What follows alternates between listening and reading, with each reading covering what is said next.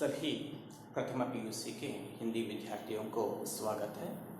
हम पिछले कक्षा में युवाओं से पाठ को समाप्त कर चुके हैं। आज हम एक आधुनिक कविता को देखेंगे।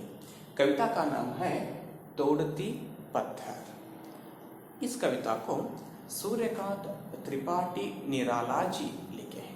सबसे पहले उनके बारे में थोड़ी बहुत जानकारी हासिल करेंगे।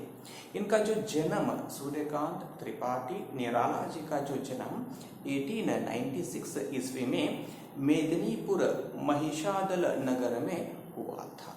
महिषादल नगर पश्चिम बंगाल में है, मेदिनीपुर जिले में है, वहां पर इनका जन्म हुआ था। अल्पायु में आपकी माता की मृत्यु हुई। जब कवि अल्पायु थे, अल्पायु यानी कि बहुत छोटे थे, उसी समय इनकी माता मर जाती है।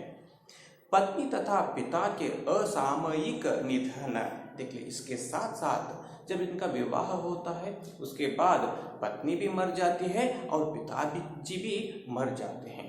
तो इतना ही नहीं, गरीबी एवं तिरस्कार से जूझते हुए निराला का व्यक्तित्व जुझारू तथा संघर्षशील हो गया। इन सारे कारणों से पत्नी भी मर जाती है, अल्पायु में इनकी माता भी मर चुकी थी और उनके पिताजी भी मर चुके थे और यह बहुत ही गरीब थे और समाज इनको तिरस्कार कर रहा था। तो इन सारे विचारों को, इन सारे जो व्यवस्था को देखते हुए इनका जो व्यक्तित्व क्या बन जाता है, जूझारू। जूझारू यानी कि जूझने वाला, इसके साथ युद्ध करने वाला, इस अर्थ में होता है। इतना ही नहीं, संघर्षशील बन जाता है इनका जो व्यक्तित्व।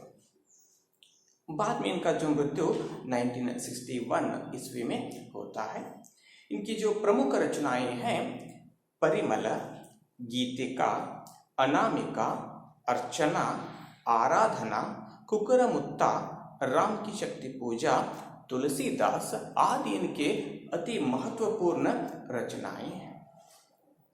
निराला के काव्य में कथ्य और शिल्प की दृष्टि से वैविध्यता दिखाई देती है। इनके जो काव्य में, किनके साथ काव्य में, निराला जी के जो काव्य में कथ्य और शिल्प, कथ्य यानी कि कथा, कहानी, जो विचार, इतना ही नहीं, शिल्प, शिल्प यानी कि विविधता और जो उसको एक कला की दृष्टि से जो व्यक्त करते थे उसमें वैविध्यता दिखाई देती थी। वैविध्यता यानी कि अलग अलग विचार, अलग अलग तरह से यह व्यक्त करते थे। आपके काव्य में मानवतावाद, भक्ति, श्रृंगार और प्रकृति से संबंधित भावों का चित्रण हुआ है। देख लीजिए, इनके जो काव्यों में जितने भी यह काव्य लिखे हैं उन सारे काव्यों में क्या है, मानवता के बारे में, मानवता यानी कि मानव में रहने वाले गुण और भक्ति संबंधी, श्रृंगार संबंधी और प्रकृति संबंधित अनेक भावनाओं को यह अपने काव्य में लिखे हैं। निराला जी की भाषा में ओज है, ओज यानी कि प्रकाश। इसकी भाषा में एक प्रकाश दिखाई देती है और प्रवाह है, प्रवाह, जिस तरह नदी बहती हुई जाती, उसके जो प्रवाह कहीं रुकती नहीं, वह उस तरह इनकी भाषा भी क्या है, कहीं रुकती नहीं, प्रवाह, नदी के जो प्रवाह की तरह बहती ही चली जाती है। और कसक है, कसक यानी कि रुक रुक कर होने वाली पीड़ा, यानी कि दुख भरे जो विचार रुक रुक कर जो पीड़ाएं जिस तरह हमको अभी आते रहते हैं उसी तरह इनके काव्य में भी दिखाई देते हैं। और गरिमा है, गरिमा यानी कि एक महिमा, महत्व, इस अर्थ में होता है। इन सारे विचारधारा इनके जो काव्यों में आता है। इस कविता में क्या विचारधारा है उनके बारे में यहाँ पर संक्षेप रूप में दिया गया है। सभी लोग अपनी पुस्तक ठीक तरह से देखिए और ध्यान से सुनते जाइए। प्रस्तुत कविता यानी कि तोड़ती पत्थर। एक स्त्री पत्थर तोड़ रही थी, सड़क पर बैठकर क्या कर रही थी, पत्थर तोड़ रही थी। देख लीजिए, प्रस्तुत कविता में सड़क पर पत्थर तोड़ने वाली एक साधनहीन और असहाय नारी का अति सजीव चित्र अंकित हुआ है। इसमें क्या हुआ है, एक पत्थर तोड़ने वाली साधन ही न, उसके हाथ में कुछ भी ज्यादा साधन भी नहीं था, और असहाय नारी यानी कि उसे कोई सहायता करने वाले भी नहीं थे। उस स्त्री के बारे में, उस स्त्री के जो स्थिति को अत्यंत सजीव रूप से, सजीव यानी कि जैसा है वैसा ही, देख लीजिए, सजीव रूप से कवि क्या किए हैं, इस कविता में अंकित किए हैं। अंकित करना यानी कि लिखना। गर्मियों की तपती दोपहरी में अपने घर से दूर काम करने वाली उस नारी के प्रति कवि के मन में अपार सहानुभूति है। दोपहर के गर्मी के दिन थे, दोपहर के समय वह स्त्री क्या कर रही थी, मजदूर स्त्री क्या कर रही थी, सड़क पर बैठकर पत्थर तोड़ रही थी। उस नारी को कवि देखते हैं और कवि के मन में अपार सहानुभूति व्यक्त होती है। एक ओर तो धनी वर्ग ऊंची ऊंची अट्टालिकाओं में विश्राम कर रहा है, एक तरफ धनी वर्ग यानी कि अमीर लोगों का जो समूह बड़े बड़े महलों में आराम कर रहे हैं। अट्टालिका शब्द का अर्थ है महल, देख लीजिए, वहां पर विश्राम कर रहा है। और दूसरी ओर मध्याह्न के विषम ताप में, मध्याह्न के समय में ताप विषम है, अत्यंत कठिन परिश्रम, कठिन जो स्थिति है, उस संदर्भ में एक प्रताड़ित युवती, प्रताड़ित शब्द का अर्थ मानसिक वेदना पहुंचाई गई हो।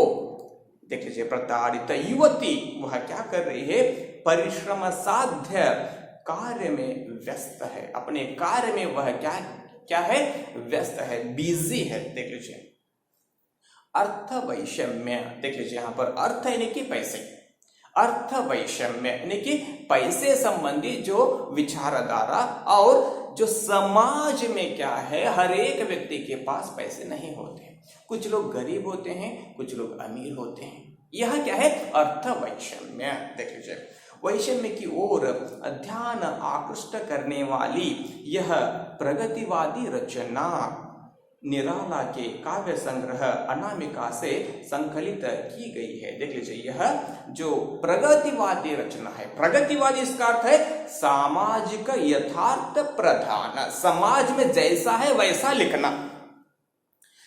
यह क्या है, प्रगतिवादी रचना है, समाज में जैसा है वैसा ही बताना, जो समाज में जैसा है वही विचारधाराओं को कवि इस कविता में एक अत्यंत स्पष्ट रूप से और आकर्षित रूप से कवि क्या किए हैं, लिखे हैं। देख लीजिए, ये क्या है, इस कविता के जो संक्षेप, इस जो कविता में क्या मूल भावना है उनके बारे में यहाँ पर संक्षेप रूप में दिया गया है। अब कविता को देख लीजिए। ओके, वह तोड़ती पत्थर देखा उसे मैंने इलाहाबाद के पथ पर, वह तोड़ती पत्थर, कवि कह रहे हैं एक स्त्री, एक मजदूर स्त्री इलाहाबाद के पथ पर बैठी है और वह क्या कर रही है, पत्थर तोड़ रही है। उसको कवि देखते हैं, वही विचारधाराओं को यहाँ पर लिखते आते हैं। देख लीजिए, बहुत ही आसान और ठीक तरह से समझते जाइए। वह तोड़ती पत्थर देखा उसे मैंने, यानी कि कवि देखते हैं कहाँ पर, इलाहाबाद के पथ पर। वह तोड़ती पत्थर, वह पत्थर तोड़ रही थी, मजदूर स्त्री क्या कर रही थी, पत्थर तोड़ रही थी। कोई न छायादार पेड़, वह जिसके तले बैठी हुई स्वीकार, जहां पर वह बैठकर कार्य कर रही थी, जिस पेड़ के नीचे वह बैठकर कार्य कर रही थी, वहां पर बिल्कुल छाया नहीं थी। छाया ಅಂತಂದ್ರೆ ನೆರಳು ಇದ್ದಿದ್ದಿಲ್ಲ ಅಂತ ಅಂತಕ್ಕಂಥದ್ದು। देखिए, कोई न छायादार पेड़, वह जिसके तले, जिस पेड़ के नीचे वह तले के नीचे बैठकर कार्य कर रही थी, वहां पर बिल्कुल छाया नहीं थी। उस स्थिति को भी वह क्या कर रही थी, स्वीकार करके कार्य कर रही थी। श्यामतन, उस स्त्री का जो तन यानी कि देह, श्याम, श्याम यानी कि सांवला, बरबंधा यौवन, बरबंधा यौवन यानी कि भरपूर जवान, इस अर्थ में होता है। वह एक जवान स्त्री थी, देख लीजिए यहाँ पर, और वह सांवला शरीर की थी। नत नयन प्रिय कर्म रत मन, नत नयन यानी कि उसका जो नयन, नयन शब्द का अर्थ है आंख, झुके हुए थे। नत नयन, झुके हुए आंखों से, आंख झुकाकर अपने कार्य को, प्रिय कर्म रत मन, कर्म कार्य रत मन, उस कार्य में मन लगाकर, उस कार्य को ही प्रिय मानकर वह अपने कार्य को कर रही थी। उस स्थिति को, उस कार्य करती हुई मजदूर स्त्री को कभी क्या करते हैं, देखते हैं।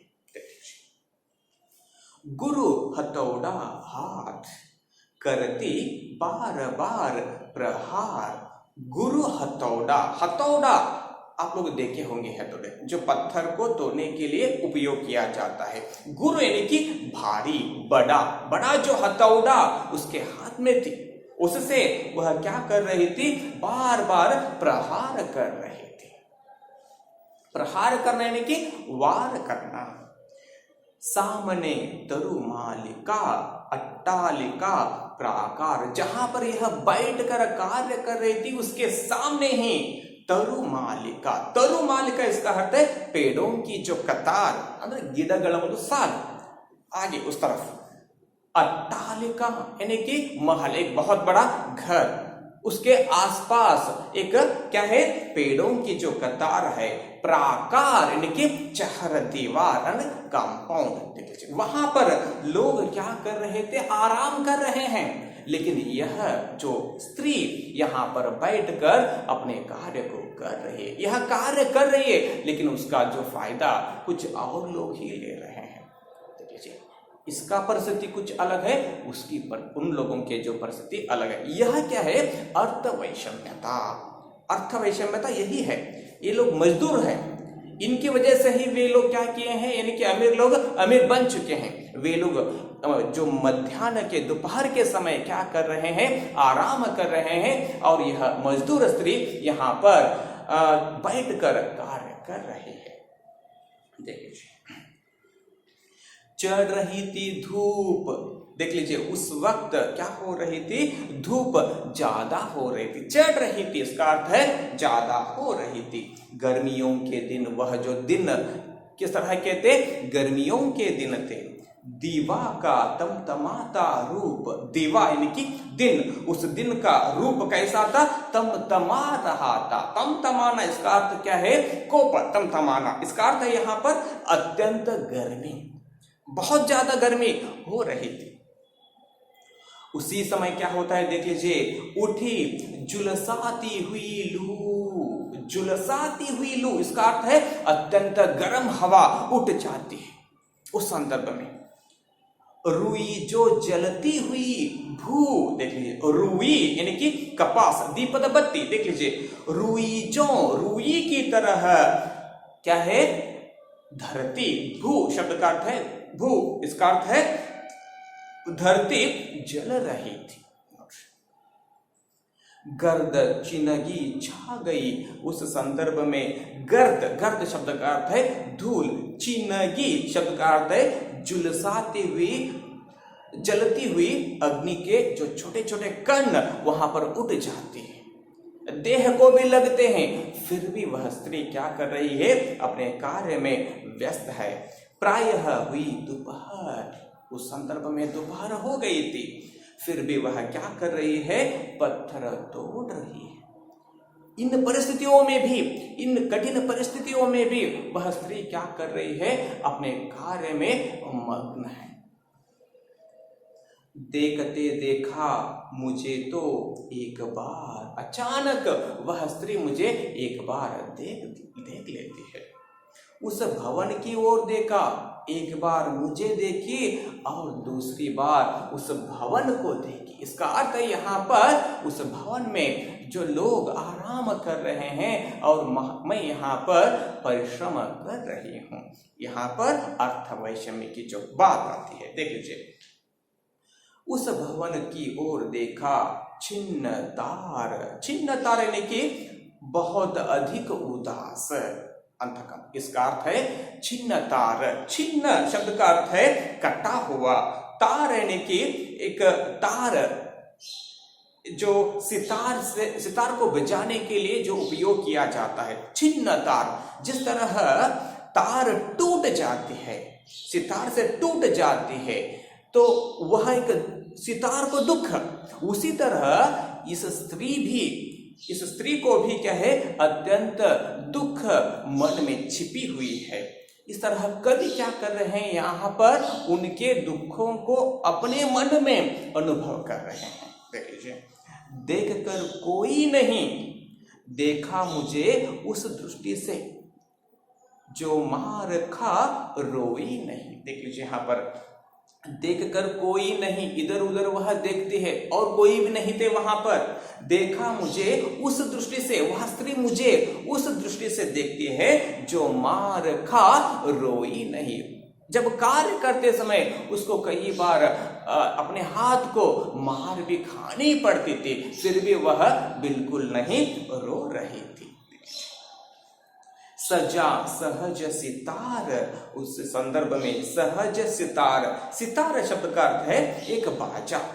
जो लाचार स्त्री की तुलना यहाँ पर क्या किया जा रहा है, सितार के साथ किया जा रहा है। लाचार स्त्री की तुलना सितार के साथ कर रहे हैं। सितार जो एक बाजा है उसके साथ, यानी कि उसके दुख में भी कभी यहाँ पर बाजे की जो झंकार उसको सुनाई पड़ रहा है, दुख में भी। देख लीजिए। सुनी मैंने वह नहीं ज्योति, सुनी झंकार। देख लीजिए यहाँ पर जो उनके मन की भावनाओं को मैं सुन रहा था, वह कोई झंकार नहीं था। एक क्षण के बाद वह कांपी सुघर, फिर वह स्त्री कुछ क्षण होते ही वह क्या करने लगती है, कांपती है। सुघर, सुघर यानी कि गुणी, कुशलता। देख लीजिए। फिर अपने कार्य को कुशलता से करने लगती है। ढुलक माथे से गिरे सीकर, जब कार्य करते समय उसके देह से पसीने गिरने लगते हैं। सीकर यानी कि पसीना। लीन होते कर्म में, फिर जो कहा मैं तोड़ती पत्थर। वह स्त्री फिर से अपने काम में तल्लीन हो जाती है और वह कहने लगती है। उनके मन में, उनकी जो मन की भावनाओं को कवि यहाँ पर क्या कर रहा है, अनुभव कर रहा है, कल्पना कर रहे हैं कि मैं तोड़ती पत्थर, यानी कि मेरा कार्य ही क्या है, पत्थर तोड़ने का। इसी में मुझे अब खुशी मिल रही है और यह मेरी मजबूरी है। इस तरह उनके मन की भावनाओं को कवि यहाँ पर महसूस करते हैं। यहाँ तक तोड़ती पत्थर कविता। इस जो कविता को ठीक तरह से इस वीडियो को सुनिए और 1, 2, 3 बार पढ़िए। धन्यवाद।